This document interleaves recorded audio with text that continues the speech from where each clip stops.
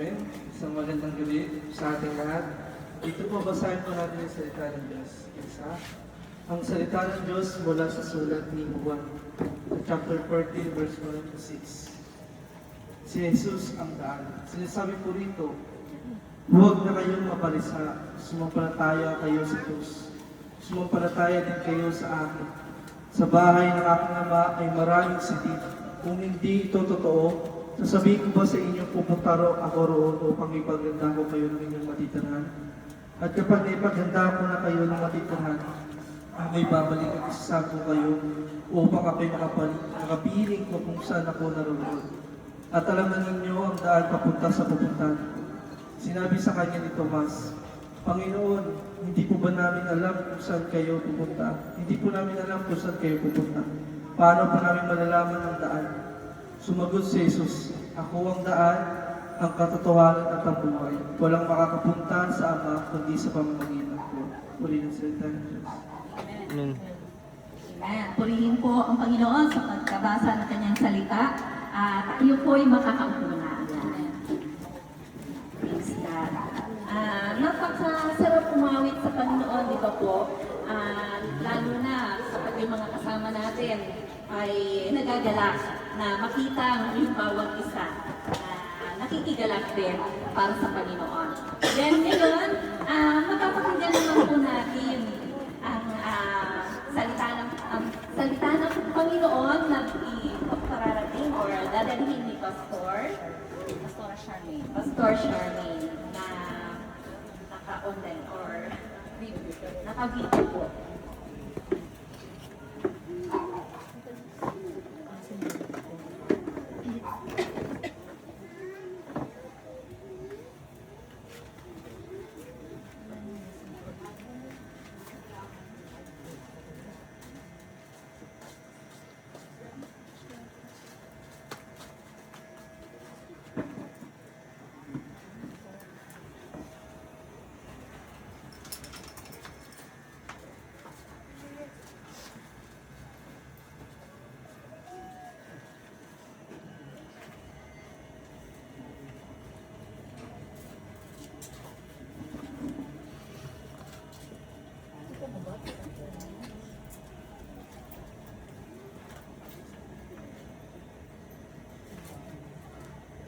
Siguro habang hinihintay ko natin na i-play yung video ni Pastora, baka may gustong magpasalamat muna sa Panginoon na kahit na sa ganitong pagkakataon na nangyari kay Mother, no, kay Nanay Jolinda, andito pa rin tayo ng hindi naman kagustuhan, no? Pero lahat naman tayo papunta dyan eh. Kumbaga,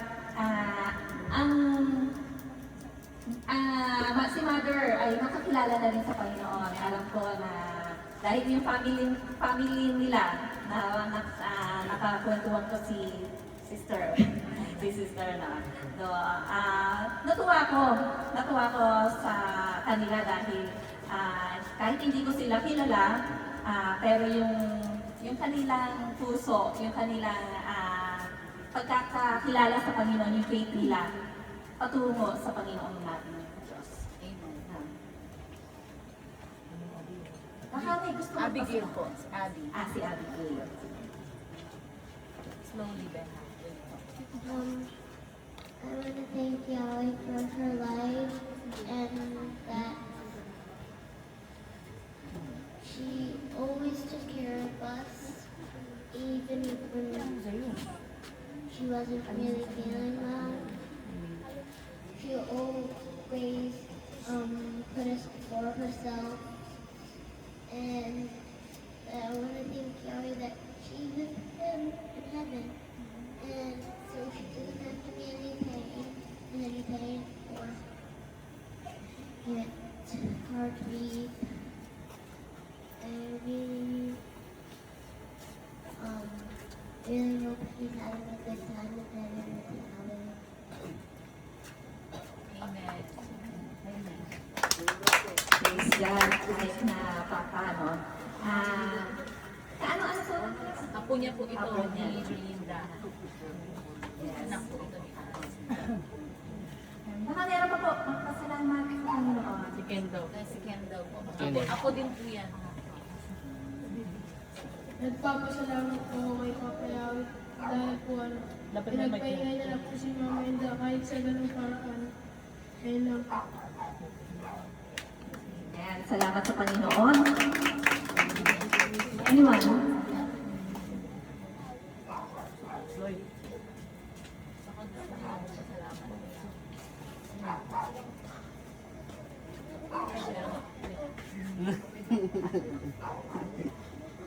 Anyone?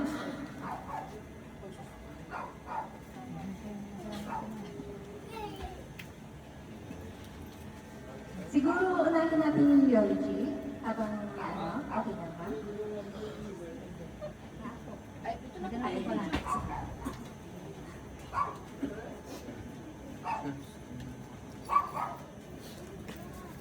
Ito mo? Sorry, kita mo? Oo ate, ito mo.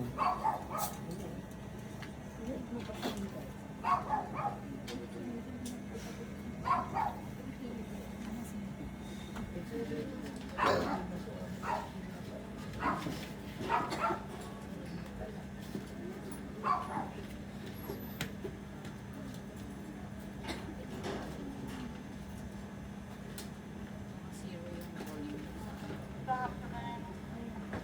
Ano po next?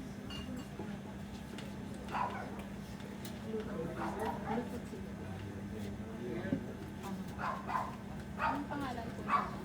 Ano to? S-U-Y-O-S. YSP. Oo. S-U-Y-O-S. Y-O-S.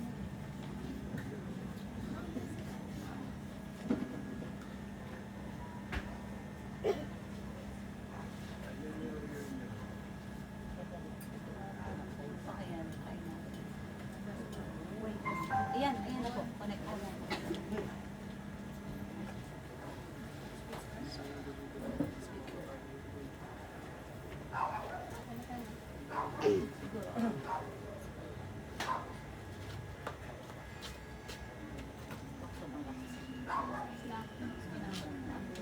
Nandiyan na lang.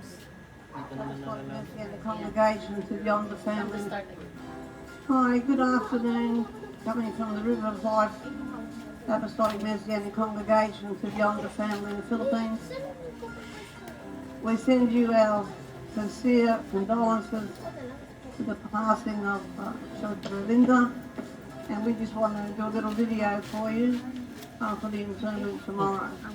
So, Shabbat Shalom to all of you there, by the way, too. I've got two scriptures to read today, and I just want to say a few things, okay? It comes out of Ecclesiastes chapter 7, verse 1. A good name is better than precious ointment, and a day of death than the better than one's birth. So, when you look at Jorlinda's life and the legacy she's left,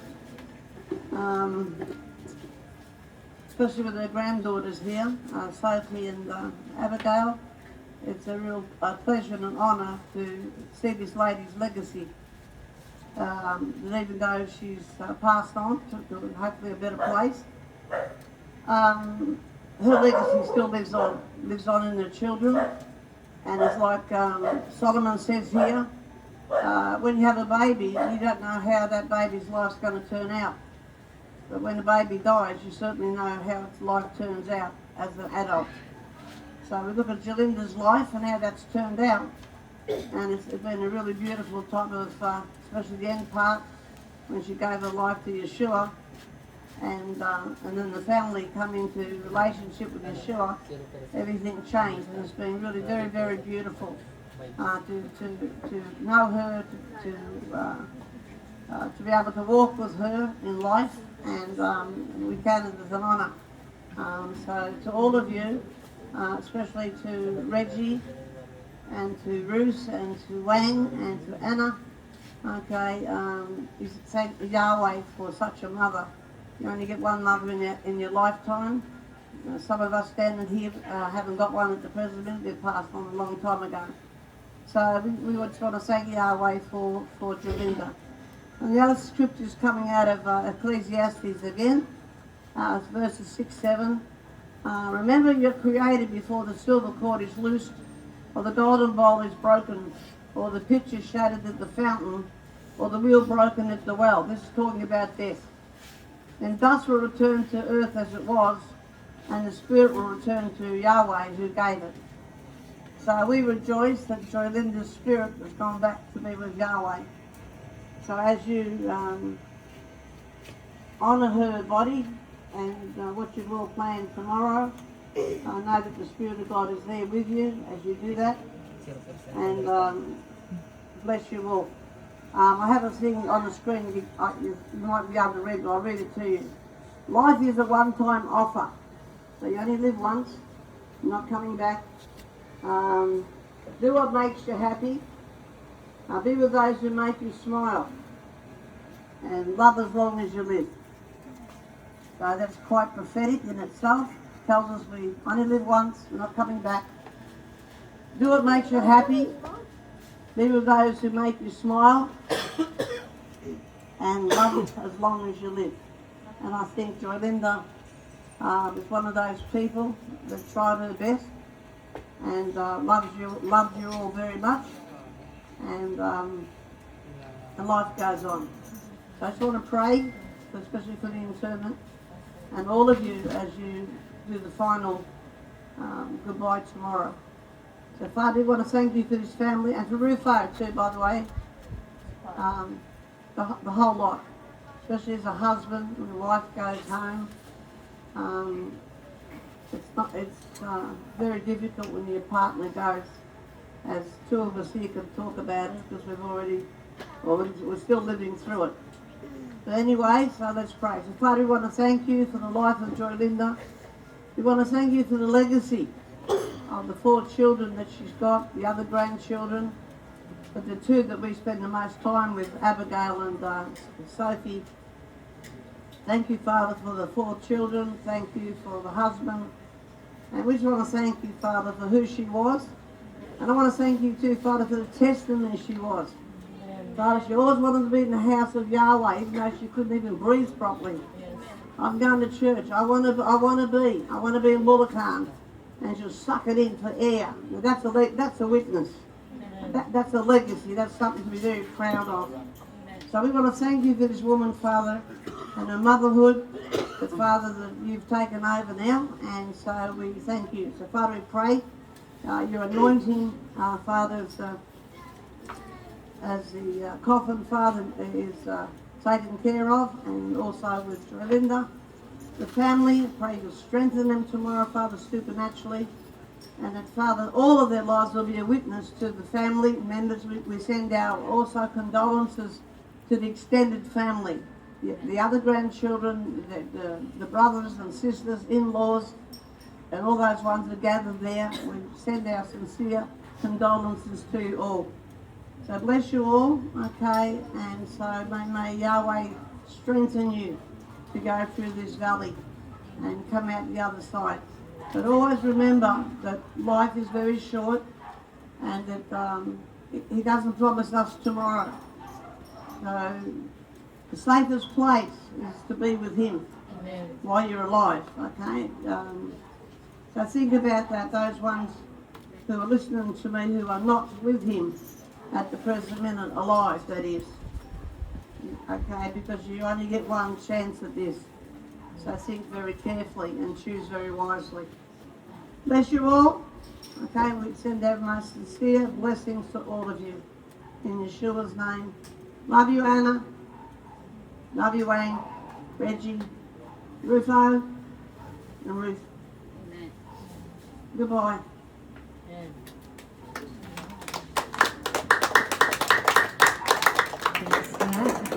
Salamat sapagkat meron po kayong pastoral na nagkakaroon sa inyo. God bless po sa bawat isa sa atin. Ngayon naman ay dadako tayo sa ating eulogy. Ay, video muna pala. Kay Mother.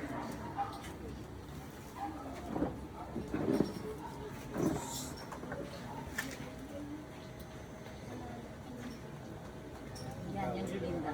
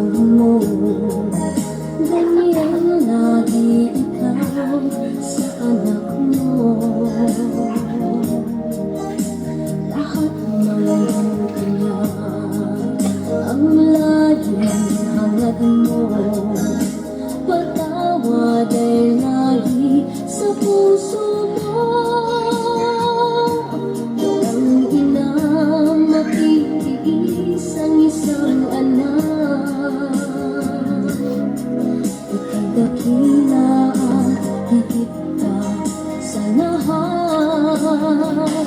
Ang awit na ito ay alay ko sa'yo. Ang himig at titig ay pag-ibig sa puso ko. Ika'y nag-iisa, ikaw lang sa mundo. Ang may pusong gas, ganyan ang tulad mo. Ang nanay ko ay alay ko sa'yo. Ang himig at titig ay pag-ibig sa puso ko. Ika'y nag-iisa, ikaw lang kasama ko. Ang may pusong wagas, ganyan ang tulad mo.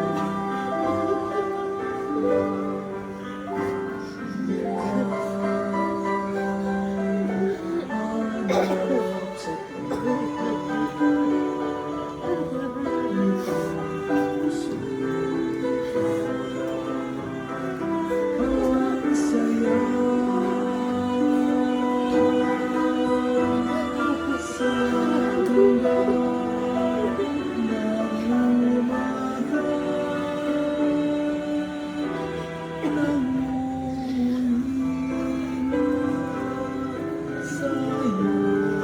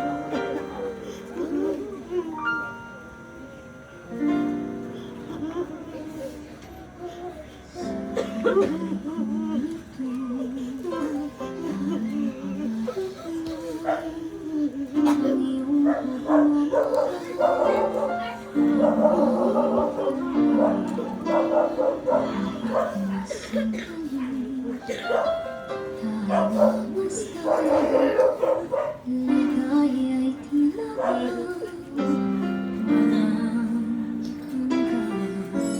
sana'y di ka magising kung nangangarap man din. Mabuhay ang natahaki. Minsan ay madarapa, minsan din ay luluha.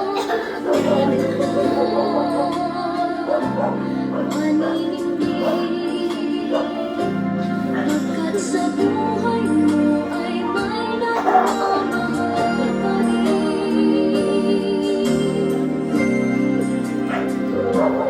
Ingatan ka, aalagaan ka.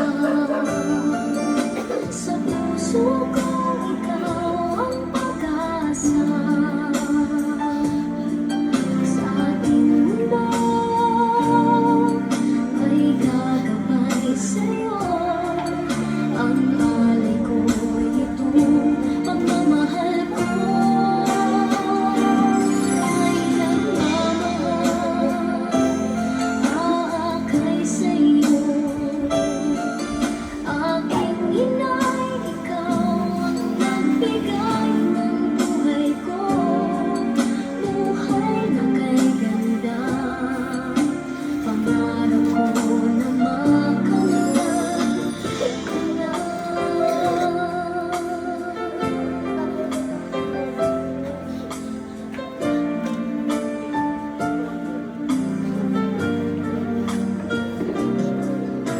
Sana'y di na magising kung nangangarap man din.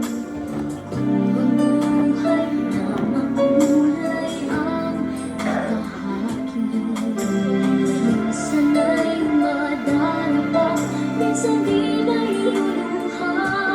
Di ka na maninindig,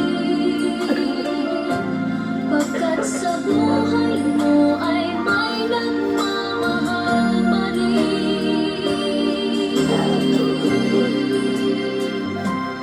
Ingatan ka, aalagaan ka. Sa puso ko ikaw ang pag-asa. Sa ating mundo may gagabay sa'yo. Ang alay ko'y itong pagmamahal ko. Ay nagmamahal, aakay sa'yo. Aking inay, ikaw ang nagbigay ng buhay ko. Buhay kay ganda, pangarap ko na makamtan ka na.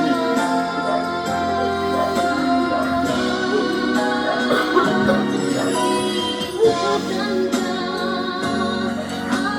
aalagaan ka. Sa puso ko ikaw ang pag-asa. Sa ating mundo may gagabay sa'yo. Ang alay ko'y itong pagmamahal ko. Ay nagmamahal, aakay sa'yo. Aking inay, ikaw ang nagbigay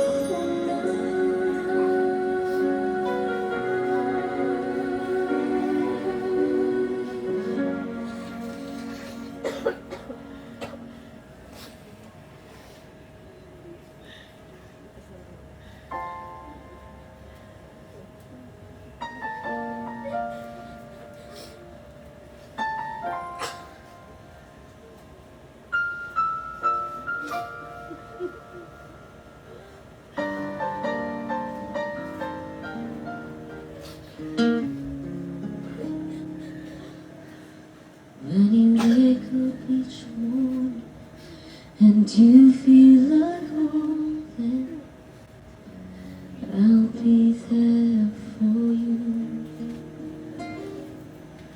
When the road seems uncertain and you can't stop the hurting, I'll be there for you.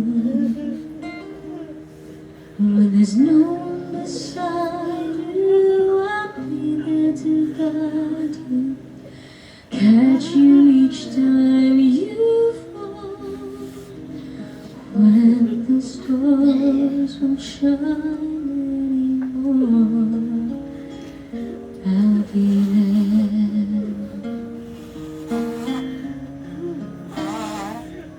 When the world is unkind and your dreams they need more time, I'll be there for you. When the rules they keep breaking and the future is fading, I'll be there for you. The rainbow will end in the palm of your hand. Don't ever let it go. When the stars won't shine anymore, I'll be there. Who knows where we'll go? What will tomorrow bring? But we are each other, just hold on tight. We can take to the skies and fly.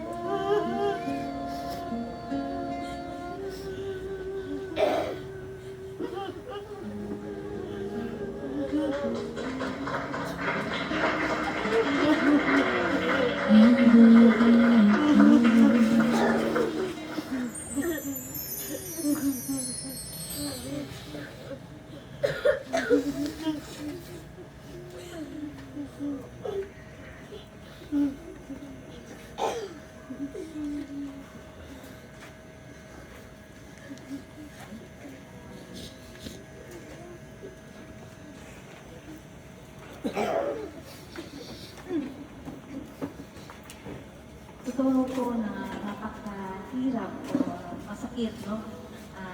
Na mawalan ng mahal sa buhay. Kasi naranasan ko yung po yun.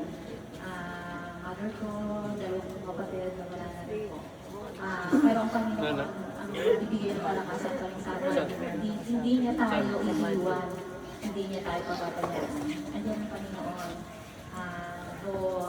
Mahirap din, no? Mahirap na mawala ang mahal natin sa buhay.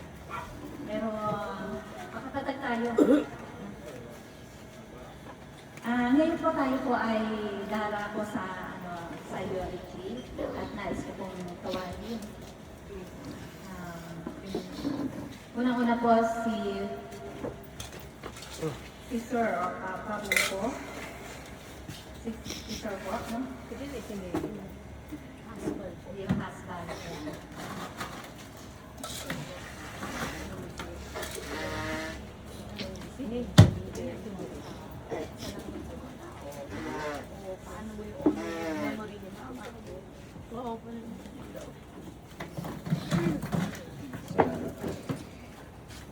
Magandang gabi po.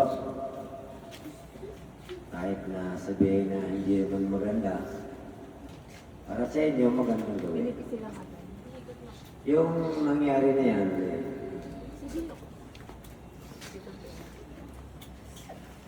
yung nangyari na yan, hindi na naman sa amin, sa isa, dalawa nangyayari yan.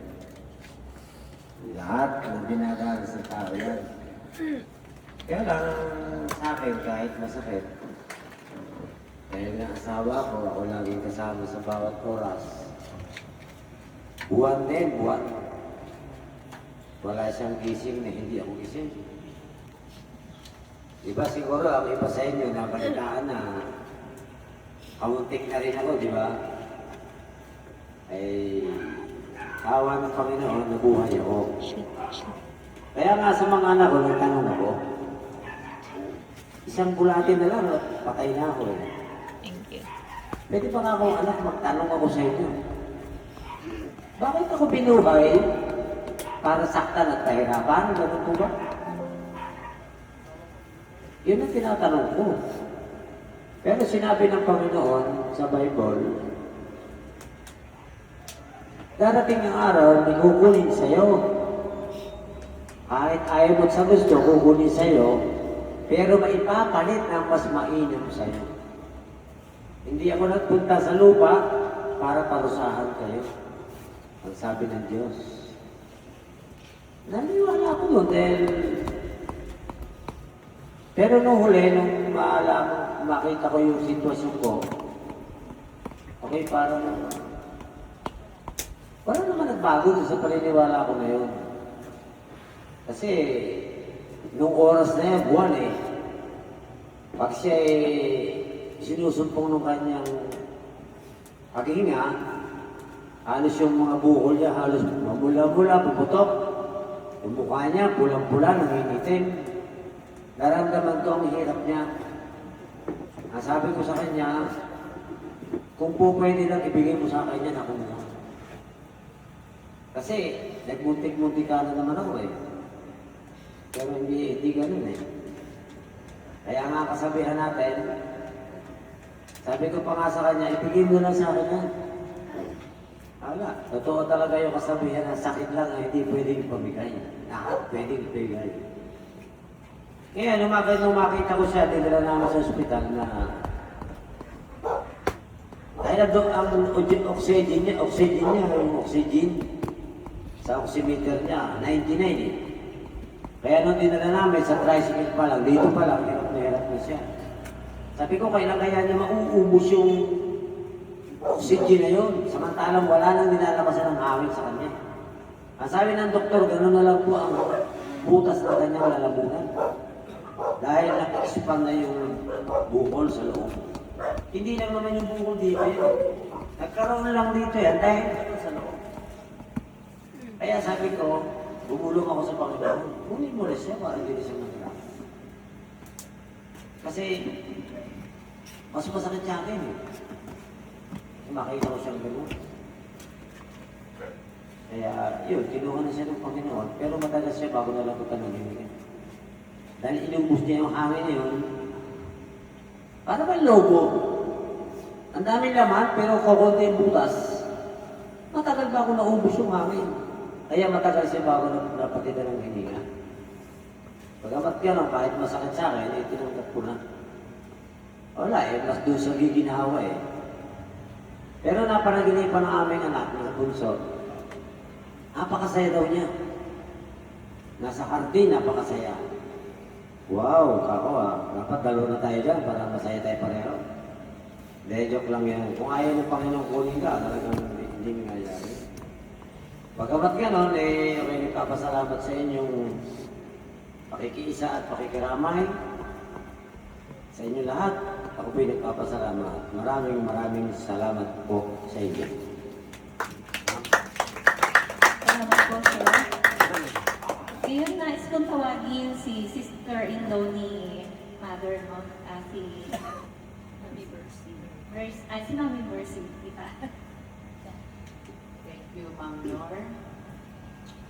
Ano ba ito? Okay. Ang isang pinagpapasalamat ko sa Diyos. Hindi siya nawala nang wala ako. Nakarating ako sa oras. Yung pala talagang kukunin na siya ng Panginoon. Hindi ako baka move on kasi nung dumating ako dyan, ganyang inalok sa akin, kumain ako. Kumain muna daw ako. Napakamaalala na yun. Hindi ko alam na yung palang time na yun. Ipapaalam na siya. Ano lang yun yun, mag-aalas doon. Hindi po pa yan. Tapos sabi niya, iihi ako, sabi niya. Kinuha niya yung tsinelas niya. Maayos siyang lumakad. Hindi katulad ko na, Dad, dahan-dahan lumakad siya, mabilis. Talagang wala ako sa isip na aalis na siya. Ang ginawa ko, pagkasunduan namin na bili siya ng air cooler para maging malamig yung pakaramdam niya. Pagkarating nito ng air cooler, binintihan, isang oras siya nagamit yung air cooler. At nadala na namin siya sa hospital. Pero masaya ako dahil bago dumating yung air cooler, nag-pray kami dalawa. Nang makapag-pray kami, natulog siya dito sa nilapat ko yung mukha niya dito. Ayaw ko nga mabilos eh. Kasi magising siya. Hindi daw yung nakakatulog. Ayaw ko mabilos. Magising siya. Yeah. Yun yung pamilya namin. Masyado ako malapit sa kanya. Hindi pa siya asawa ng kapatid ko. Kaibigan ko na siya. Unang tungtong niya ng Valenzuela. Sa akin siya napunta. Kaya doon, masyado yung lalim ng sama ng dalawa. Sabi ko nga, hindi ko naman ipang yan eh. Best friend ko yan eh. Meron siyang mabuting ugali. Kahit minisyan mo, kahit nagsasabihin ko naman, ate pa rin talaga. Talagang puro siya ate.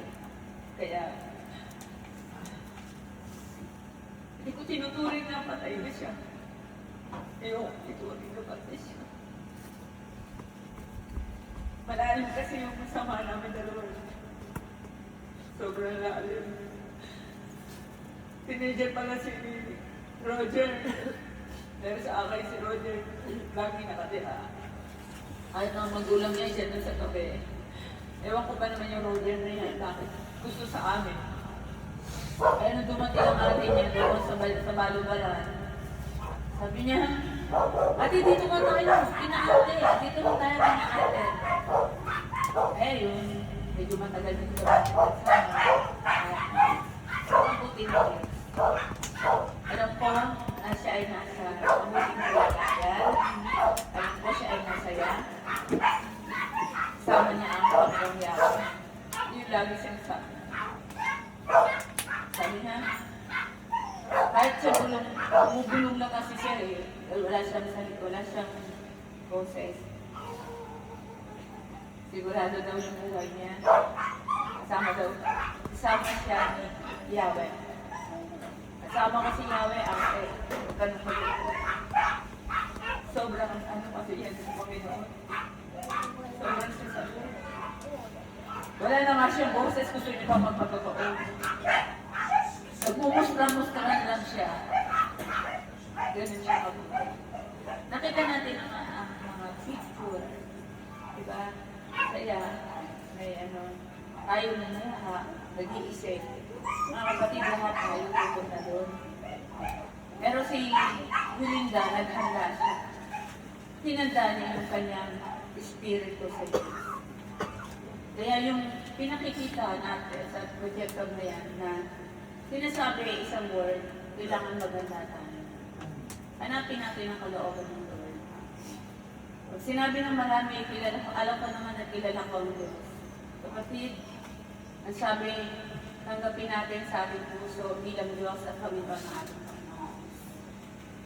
Maraming tao kilala ang Diyos, pero hindi siya agad-sagaran. Pag sinabing kilala mo ang Diyos, dapat babalik tayo na kilala ka ba ng Diyos? Kailangan nagpaalam natin, kilalanin natin ang mabuti ang ating Panginoon. At tayo ay kikilalanin din natin. Palad si Belinda, nauna na siya doon sa heartbeat. Nauna na siya doon. Kaya sana loobin ng Lord na napanood natin na sakit. Para bang may sugat ka na, sinusugatan ka pa. Malungkot ka na, lalo ka pang lulungkot. Kaya nung naiiyak ako, hininto ko yung iyak ko. Bakit? Mapalad siya eh. Nandun na siya eh. Sa piling ng Panginoon. Sigurado yon, mga kapatid. Kasi, talagang, for sure tayo, siguraduhin natin tayo na kilala natin ang Panginoon, na sigurado natin na tanggap ang Panginoon. Kaya kahit alam ko ganun ang sitwasyon Linda, nag-pray pa rin kami ng pagtanggap. Ng pagsisisi sa lahat ng kasalanan. Tinanggap niya ang Panginoong Yeshua, Panginoong Yahweh sa kanyang puso bilang Panginoon at tagapagligtas sa kanyang buhay. Kaya sa gabi nito ang message. Meron pa tayong pagtanggap sa Panginoon. Tinanggap ba natin siya bilang Panginoon at tagapagligtas ng buhay natin? Sana ang bawat isa, bithiin natin, unaisin natin. Ano ba sinasabi niya? Ano ba sinasabi niya? Tandaan natin, sa Jesus lamang ang daan at katotohanan ng buhay na yung word of God kanina. Walang makaparoroon sa mga kundi sa pamamagitan ng Panginoong Jesus. Ibig sabihin, ang pintuan papunta sa langit ay si Jesus. John 14:6. Kaya Lord, ginawa ng Panginoon, ang bawat isa sa atin makarating tayo, maging Panginoon natin siya, at para makarating tayo doon sa tunay na tirahan natin. Kasi hindi naman tunong tirahan natin eh. Limited tayo rito. Tulad, natapos na yung kay Linda. Nandun na siya. Pero matalino siya. Hinanda niya yung kanyang kaluluwa, kanyang spirit. Kaya kailangan handa natin mga kapatid. Pumasok tayo sa Panginoong Jesus. Hindi yan relihiyon. Yan ay relasyon natin sa Panginoon. Sana makapag-isip-isip tayo. Hindi relihiyon ang makakapagligtas, kundi ang ating relasyon sa ating Panginoong Yahweh. Sana maging malaking aral sa atin, ilagay natin sa ating kaisipan yung napanood natin. Masakit talaga kung masakit. Pinakamasakit. Pero ang mas masakit kung hindi natin gawin pinto ang Panginoong Jesus. Mas lalong matindi. Yun yung pray ko sa mga kapatid ko. Pray ko yun sa mga kapatid ko, sa mga pamangkin ko, sa mga apo ko, sa mahal sa buhay. Na wag lamang ako yung nakakatikim ng ginhawa na bigay ng Diyos. Oo nga, wala naman akong pera. Pero alam niyo mga kapatid, walang katumbas na pera na gawin mong Panginoon ng Panginoon Jesus. Tanggapin mo siya bilang Panginoon at Diyos ng buhay mo. Sinabi sa John 1:12. Sinong sumampalataya, tumanggap sa Kanya, ay pinagkalooban niya ng karapatan na maging anak ng Diyos. Amen ba kayo? Hindi naman ako nagsasalita. Ano lang, konti ko lang wisdom, konting wisdom na binigay ng Diyos sa akin, sa gabi nito. Ay nagpapasalamat ako sa Panginoon. Dahil isa ako sa candidate for heaven. Malakot naman tayo dyan. Amen. Alam nyo, noon, na-backslide ako. Nakalimot sa napakabuting Diyos. Pero ang buti-buti ng Diyos, ibinalik niya ako ulit sa Kanya. Kaya napakabuti ng Diyos. At noon nandun na ako sa Kanya ngayon, sa time na to, hindi na ako aalis sa Kanya. Si mahal na mahal ko ang Diyos. Purihin ang Panginoon. Hallelujah. Kung tutuusin nga, mas dapat mauna pa ako dyan. Sa Kanya, ang dami kong sakit eh. Sakit na para bang namatay. Mabilis kang mamatay. Mabilis kang mamatay. Pero, may purpose pala yung Diyos sa akin. Kaya hindi ako makuha-kuha. Sabi ng Diyos, diyan ka muna. Huwag ka muna maakyat dito. Marami mong gawain dyan. Diyan ka muna. purihin ng Diyos. Salamat sa Panginoon. At ilalarawan ko si Julinda kung sino siya. Si Julinda ay napakabuti ang kalooban. Marami siyang hirap na pinagdaanan mula siya ng bata hanggang malaki siya, hanggang nag-asawa siya. Matindi yan. Pero ang isang lang nakita sa kanya, napakabuti ng Julinda. At yung anak ko na si Anthony, ilang taon, almost, siguro less than 2 years, hindi ko siya nakikita. Si Julinda lang pala magpapalabas sa kanya. Pumunta siya dito, si Julinda.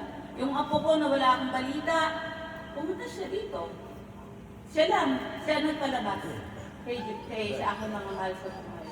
Kaya medyo mahaba na yata. Pero yung essence ng aking message, nasabi ko naman. At nagpapasalamat ako sa Lord. Thank you. Glory to God. Amen. Palakpak po tayo.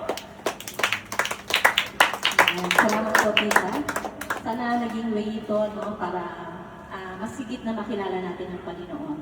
Ngayon, nais ko naman po tawagin ang isa sa mga anak ni Nanay o ni Ma'am Julinda, si Ma'am Reggie. Sir Reggie. Ay, sorry. Sir Reggie. Salamat na.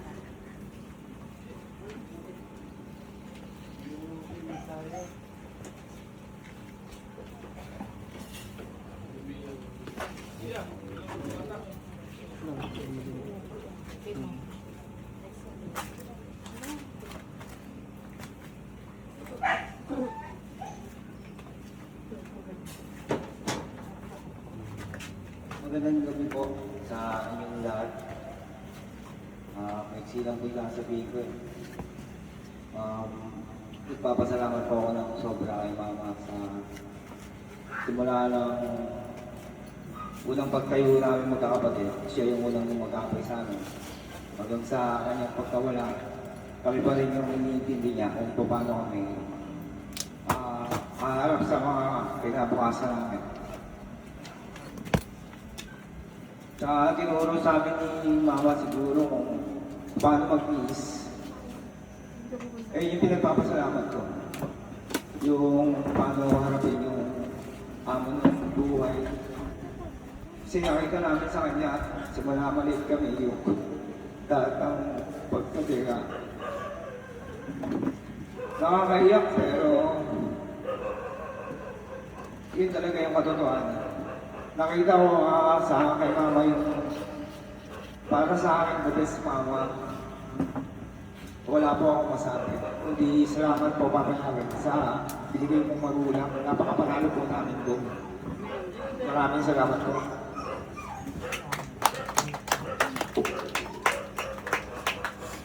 Salamat, Sir Reggie. And si Ma'am Ruth, isa rin sa Yes, hindi ko alam kung hindi ako kasi ang dami ng mahal kay Mama.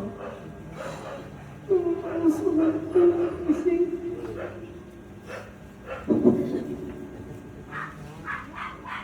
yung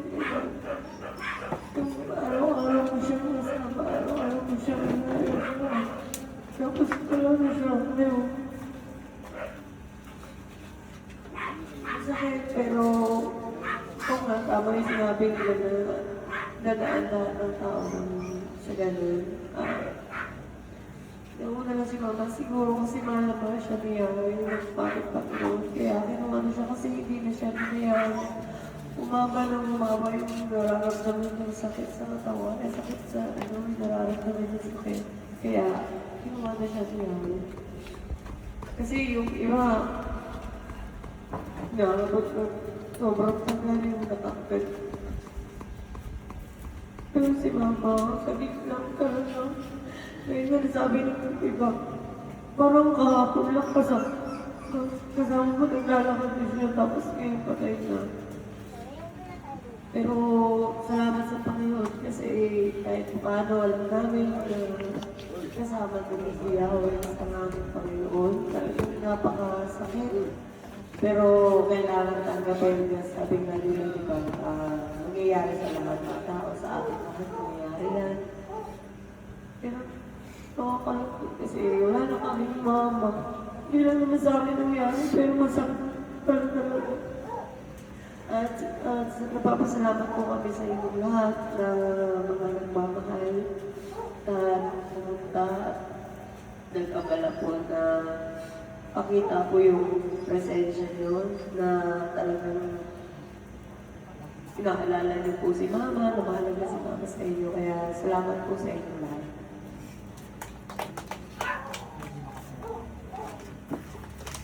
Salamat po. Then, si Ana po. Si Ana.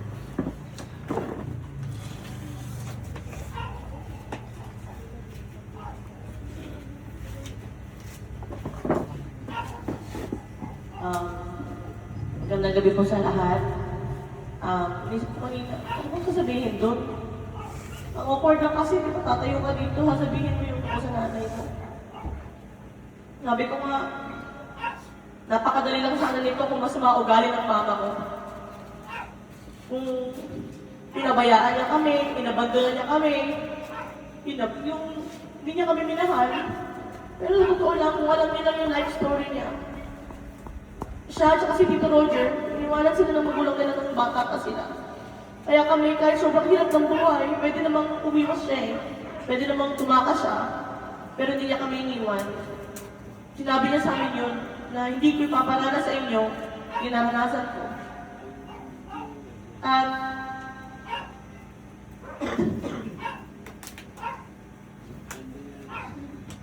yan, sabi ni Kuya, gaya nga na sabi ni Kuya, nanalo kami sa jackpot sa nanay. Kasi medyo marami na rin yung napuntahan ko, medyo marami na rin yung nakilala ko. Nakukumpara ko lagi yung mga nanay sa nanay ko. Shucks, sobrang bliss talaga namin sa mama ko. Yung nanay lang namin, yung kilala ko sa mga barkada ko, mga kaibigan namin, sasabihan namin ng mga crush namin. Naalala ko pa yung nagkaroon ako ng first kiss, noong 17 ako.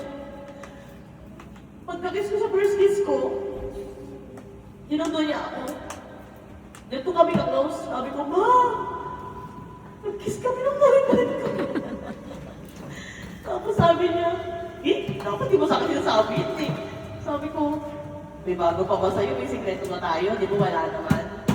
So, lahat ng bagay, ino-open namin sa kanya kasi gano'n siya ka-open. Tinatanggap niya lahat ng magaganda, hangin, kasi nagawa niya yung paraan na turuan kami at ilagay kami sa tamang landas.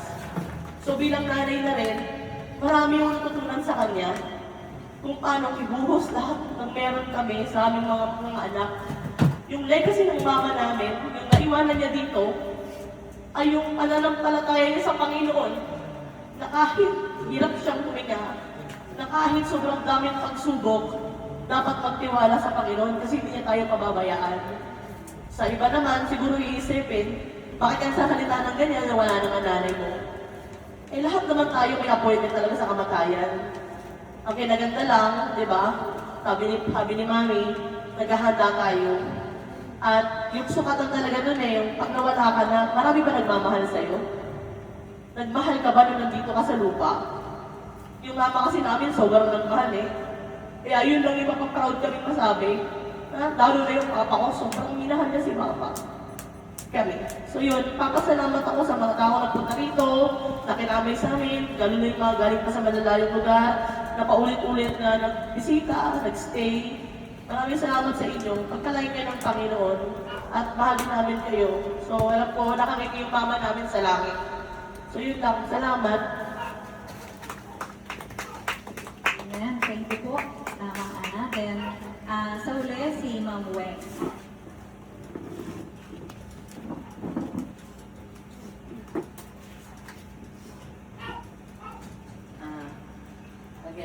Magandang gabi po sa inyong lahat.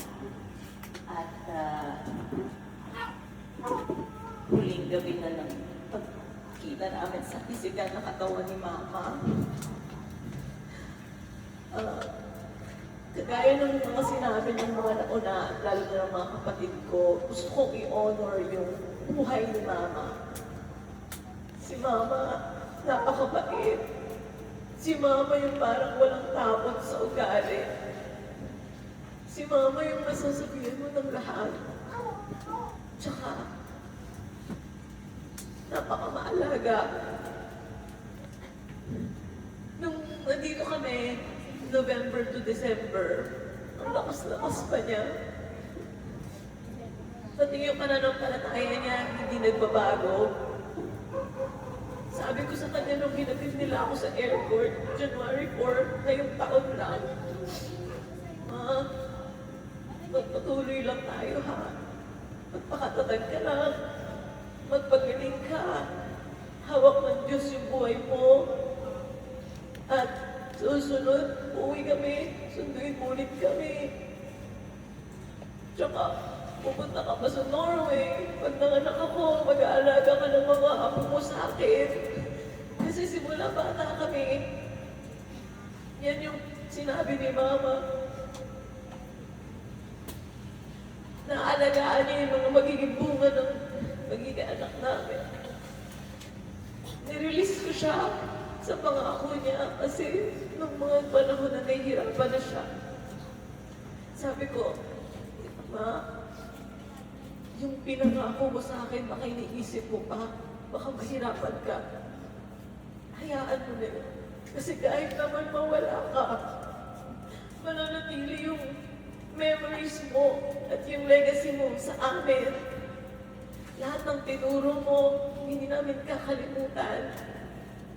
Sobrang sakit pa lang nawala ng nanay. Hindi pala talaga tayo makakapaghanda pag may nawala. Kaya na sinabi ni Mami, parang may sugat na lalo pang sinusugatan.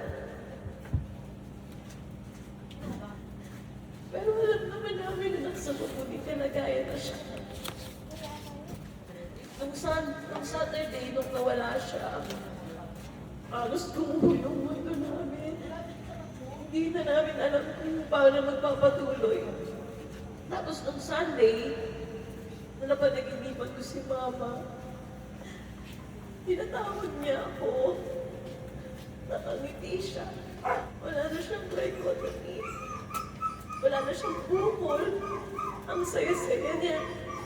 Pinakita niya sa akin yung garden. Kaya yun yung nag-comfort sa akin na totoo, nasa harian ng Diyos yung Mama namin kasi naghanda siya. Sinigurado niya yung pwesto niya dun sa langit. Kaya nagpapasalamat ako sa Diyos. Dahil meron kaming Mama Junita na kahit patay na siya ngayon, lahat ng tinurot legacy niya sa amin, mananatili. Lalong-lalo na yung pananampalataya sa Diyos. Siya lang yung taong nakita ko, naghihingalo na, magpupuri pa, at nagpapasalamat kay Yahweh. Kaya, yun yung gusto kong magaya. Sabi ko, Lord, nawa yung pananampalataya ko maging kasintakas ng kay Mama. At hindi niya kami pinabayaan kahit kailan. Walang oras, walang araw na hindi siya naging mabuti nila. Napakabuti ni Mama. Sobrang namimiss ko na siya. Pero okay lang. Ano naman na siya sa langit. Kasama ang Diyos na pupuri. Maligaya at walang sakit. Kaya, mahirap man. Hindi man nawawala yung sakit.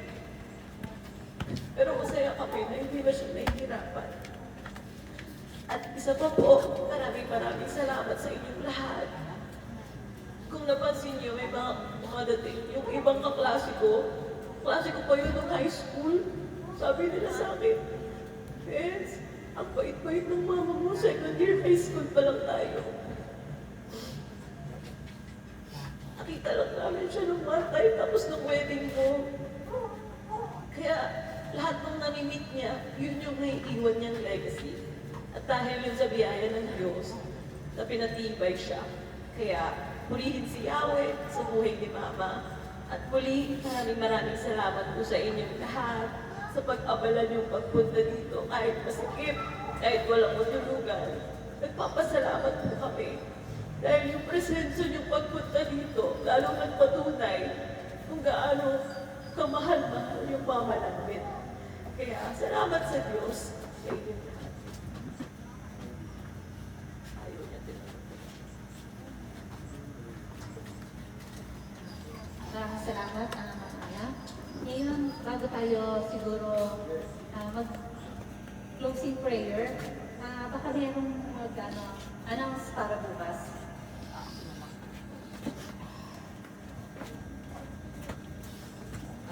Bukas po ang libing ni Mama sa Marilao, doon po sa Himlayang Marileño, Santa Rosa 1, Marilao. Doon po yun malapit daw sa Divine Mercy. Ang internet po ay 1 p.m. o alauna ng hapon. Aalis daw po dito bandang alas 11 or 11 a.m. Siguro 11 a.m. to 11:30, ganyan. Pero sabi po ng St. Peter ay ganun yung oras kasi nga medyo malayo. Ano pa ba? Yun po, alauna yung pinaka-libing niya. At meron naman po kami nakausap na mga sasakyan na nawa, magkasya tayong lahat. Yung iba lumipad na lang, charot. At yung iba ay magmumotor. Kaya po, sama-sama po tayo kung sino yung makakasama ay welcome po kayong maglibing sa amin. Thank you po.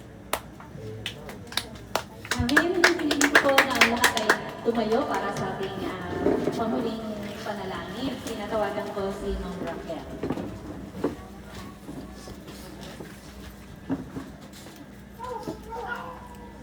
Bago po tayo malalangin, gusto ko lang kasi i-emphasize or iwan sa inyo yung mensahe nung sinabi kanina ni Pastor Sherman sa mga karal. Pero mga karal po siya, nasabi niya, ang katawan natin ay isang alikabok na babalik sa lupa at ang espiritu natin ay babalik sa Diyos sapagkat siya yung nagmamay-ari ngayon. No? Sana po, sa pag-uwi natin, sa pagtulog natin ngayong gabi, nilay-nilay tayo sa buhay natin, tayong mga buhay na narito, na ano nga ba yung halaga ng buhay na meron tayo? Bakit nga ba tayo buhay pa hanggang sa ngayon? Lahat tayo babalik, lahat tayo kukunin ng Diyos. May kanya-kanya tayong panahon. Pero ano ba yung ginagawa natin habang buhay pa tayo? Di ba si Nanay Yolanda, kahit na masakit na nawala siya, iniwan niya yung mga mahal sa buhay niya. Pero at some point in their hearts, meron silang kapanatagan. Kasi alam nila yung pinuntahan ng mama nila nasa maayos, nasa Diyos, nasa piling ng Diyos. Tayo kaya, handa na kaya tayo humarap sa Diyos sa oras na kunin niya tayo. So, ayun po, nawa po, mapag-isip-isip po natin yun ngayon. At habang hindi pa huli ang lahat, pahalagahan po natin yung buhay na binigay ng Diyos sa atin. So tayo po ay manalangin. Amang Diyos, nagpapasalamat kami sa buhay na binigay mo sa amin, sa biyaya mo sa araw-araw. Pinapasalamatan namin yung buhay na binigay mo kay Nanay Jolinda. Salamat sa legacy na naiiwan niya. Maraming pong salamat sa mga anak, sa apo, at sa mga darating pang generation ng Nanay Jolinda. Dalangin namin na ikaw ang mag-comfort sa bawat isa sa kanila. Ikaw ang maging lakas nila, hindi lamang emosyonal, Panginoon, kundi maramdaman nila yung presence mo sa tuwing makakaramdam sila ng pangungulila. Maramdaman nila na ikaw ang Diyos na nagbibigay ng kaganahan. Ikaw ang tunay na Diyos na nagbibigay ng saya. At Panginoon, dalangin ko ang iyong provision sa pamilya ng Onda na muli, Panginoon, ipakita mo sa kanila na ikaw ang Diyos na nagsusustain ng lahat ng bagay. And right now, we declare na pagbigkisin mo ng iyong pag-ibig ang Onda family. Amen. Na wala man ang ilaw ng tahanan, pero ikaw ang Diyos na patuloy na mag-guide at magliliwanag sa buhay ng bawat isa sa kanila. Amen. Kaya Panginoon, I pray for Tatay Rupo. Be His strength, Lord. Ipakita mo sa kanya, Panginoon, na ikaw ang Diyos na kinuha mo man ang kanyang partner, pero ikaw ang Diyos na hindi mangiiwan sa kanya. Ikaw ang Diyos na matuloy, na magiging faithful, magiging matapat sa buhay niya. Ikaw ang Diyos na nagbigay ng second chance. Nung time, just last year, nagkaroon siya, Panginoon, ng pinagdaanan sa kanyang physical na pangangatawa na muntikan na rin siya mamatay. Pero Lord, binigyan mo siya muli ng chance. Kaya Panginoon, let there be the renewal, Panginoon, of faith, Panginoon, for Tatay Rolfo, Lord. Samahan mo siya, Panginoon, sa mga panahong mangunguli na siya, O God. At Panginoon, mas marami ka pang gagawin at ibibigay na opportunity sa kanya. Wala man ang partner niya, but Lord, sasamahan mo siya kung saan mo man siya dadalhin, Panginoon. Sa season na mag-isa siya, Panginoon. Maraming pong salamat, Panginoon. Itinataas din namin ang mga anak from sa panganay nila hanggang sa mga apo, Panginoon. Na ang iniwang legacy ni Nanay Jolinda, the faithful woman, the faithful mother, Panginoon, ay siyang magkaroon ng impact sa lahat ng generation na darating ng kanyang pamilya. At marami pong salamat. Pinagpipray namin, Lord, ang libing bukas, Panginoon, ikaw ang mag-ingat, ikaw ang mag-provide ng lahat, Panginoon, na maging maayos ang lahat. At sa pagkatapos ng libing, Panginoon, dalangin namin ang comfort, ang joy, ang unity, ang harmony sa family nila, Panginoon. Itinataas ka namin, Ama, dinadakila, sapagkat ikaw ang Diyos na nagbibigay ng buhay at ikaw rin ang kukuha nito. Kaya sinosurrender namin ang lahat sa iyo. Ibinabalik namin sa iyo ang papuri at pasasalamat sa tanging pangalan ni Jesus. Amen. Amen.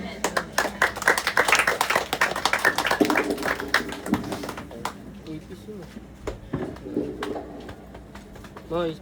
Pwede na tayo Ibisal batok ulit. Maraming Buhok mo. salamat. God bless po sa lahat. Wala na.